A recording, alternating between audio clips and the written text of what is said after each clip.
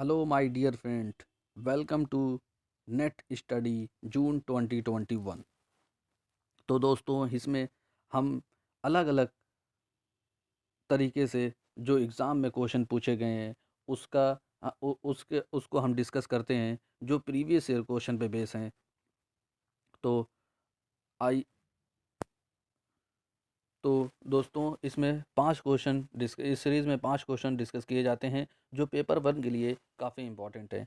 और ये जो हमारा टॉपिक है हायर एजुकेशन पे बेस है और ये इसका पार्ट 3 है। तो पहले क्वेश्चन की तरफ अगर देखते हैं तो दोस्तों, अगर आपको बता दें, अगर आपने चैनल को सब्सक्राइब नहीं किया है तो चैनल को सब्सक्राइब कर दें और बेल आइकन को क्लिक करें ताकि आने वाली वीडियो का नोटिफिकेशन आपको जल्दी मिल सके। तो औ और अगर कोई भी क्वेश्चन आपके सामने आए तो पहले आप वीडियो को पॉज़ करें और अपने एंड पे क्वेश्चन को सॉल्व करने की कोशिश करें ताकि आपको ज़्यादा से ज़्यादा उसका फ़ायदा हो सके। उसके बाद मेरी एक्सप्लेनेशन को देखें। तो पहले क्वेश्चन को पढ़ते हैं, देखते हैं पहला क्वेश्चन क्या कहता है। Which of the following are not necessary the immediate consequences of the proclamation of the president's rule in a state. जो कहा गया है कि जो प्रेसिडेंट्स का रूल होता है स्टेट में, जो तुरंत जो है नेसेसरी नहीं होता है, वो किस में होता है। ऑप्शंस हैं। Option A dissolution of state assembly, option B removal of the council of the minister in the state, option C take over of the state administration by the union government, option D appointment of new chief secretary. तो दोस्तों, इसका correct answer है option ए।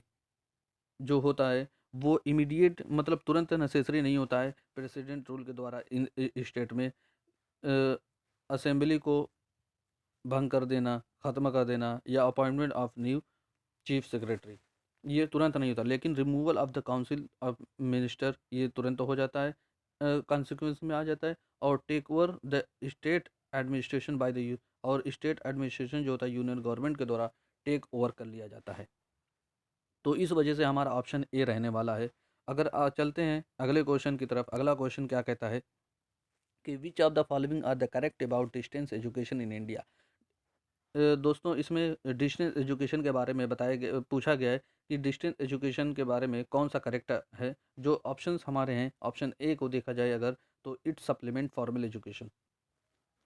तो दोस्तों, जी हाँ दोस्तों, distance education जो होता है सप्लीमेंट होता है फॉर्मल एजुकेशन का। और ऑप्शन बी देखते हैं तो it reduce the cost of education. ये भी ऑप्शन सही है क्योंकि डिस्टेंस एजुकेशन जो होता है रिड्यूस करता है कॉस्ट को एजुकेशन में।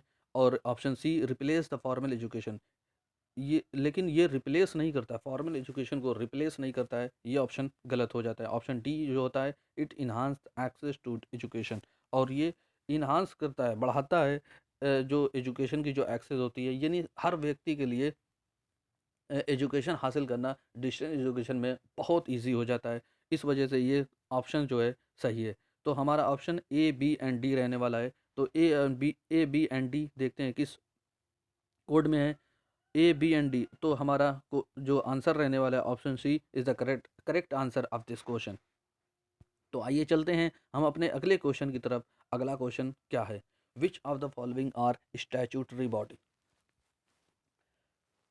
तो दोस्तों, इस क्वेश्चन को डिस्कस करने पहले आपको बता दें, अगर कोई भी क्वेश्चन में आपको डाउट हो तो प्लीज़ वीडियो के नीचे कमेंट बॉक्स में कमेंट करें और अपनी और बताएं क्या डाउट है, और हम उसको डाउट को जल्द से क्लियर करने की कोशिश करेंगे। और दोस्तों, अगर आपको वीडियो अच्छी लगी हो तो वीडियो को लाइक करें एंड शेयर करें। और अगर आप इसमें कुछ इम्प्रूवमेंट देखना चाहते हैं तो प्लीज़ वीडियो के कमेंट बॉक्स में कमेंट करें और इम्प्रूवमेंट के बारे में बताएं, क्या हम इसको और अच्छे से वीडियो बना सकते हैं। तो दोस्तों, देखते हैं क्वेश्चन की तरफ। Which of the following are the statutory body. Options हमारे हैं election commission of India, option B university grant commission, option C all India council for technical education, option D national assessment and accreditation council. तो दोस्तों, statutory body जो होती है वो कौन सी है इसमें पूछा गया है। तो statutory body UGC and AICTE होती है। तो बी एंड सी जिस कोड में दिया गया है वो कोड हमारा सही है। तो दोस्तों option C is the correct answer of this question. और स्टैट्यूटरी बॉडी होती क्या है हम अगले क्वेश्चन में अगली स्लाइड में देखते हैं। लेकिन अगली स्लाइड में देखने से पहले हम बता दें कि जो ये है ये काफ़ी इम्पोर्टेंट है दोस्तों। अगर इसके बारे में हम पढ़ते हैं तो अ, इसका फुल फॉर्म भी पूछ लिया जाता है। और ये जो ऑप्शन डी में दिया गया है इसका भी फुल फॉर्म पूछ लिया जाता है। तो यहाँ फुल फॉर्म दिया है इसको हम अगर शॉर्ट फॉर्म में लिखते हैं NAAC होता है, नैक होता है।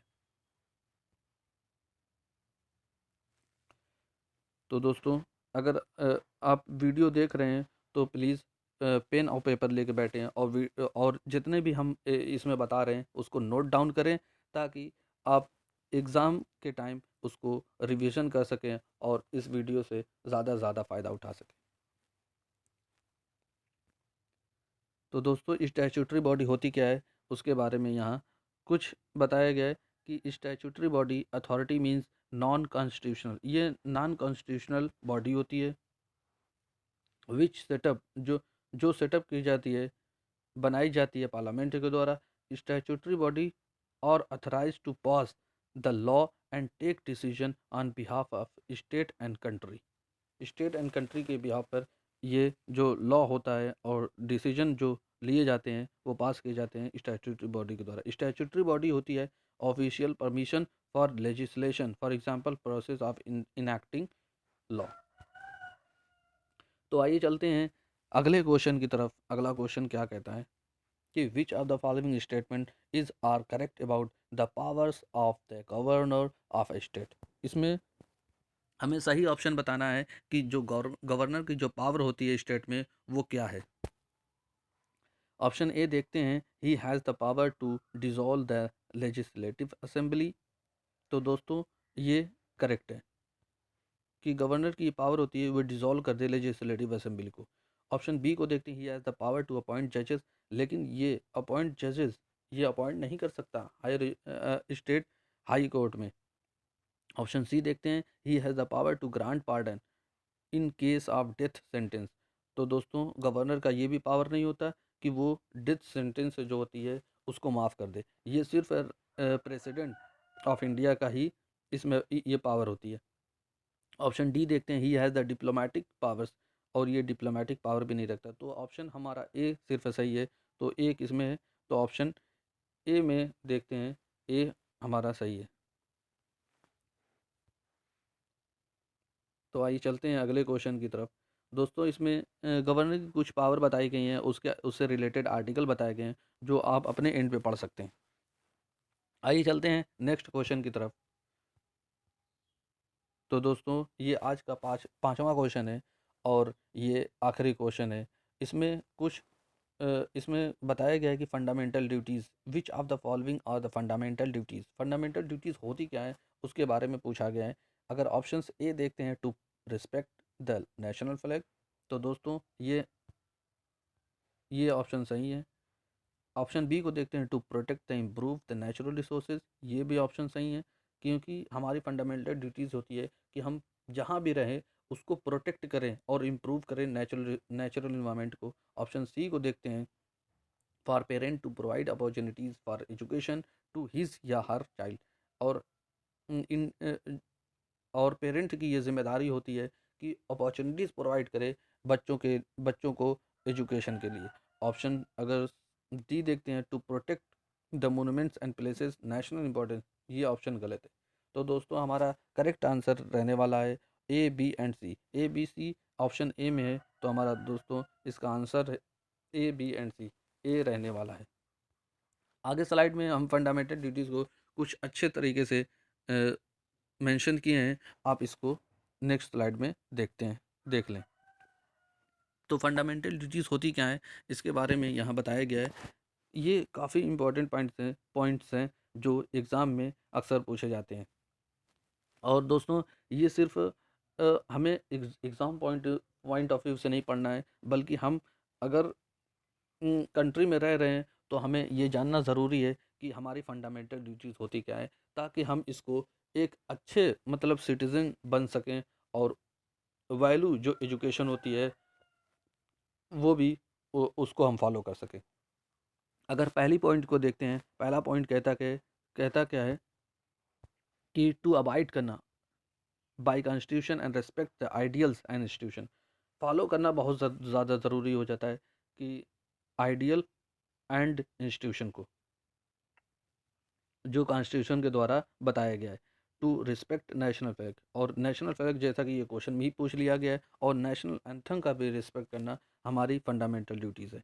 और ऐसे ही अलग अलग पॉइंट दिए गए हैं, to realise and follow the essential ideals of secularism and democracy and non violence. ये हमारी फंडामेंटल ड्यूटीज़ है। To preserve the culture and heritage option, heritage and to protect sovereignty, unity, integrity of the nation, to safeguard of the public property, to defend the country even at the cost of all life।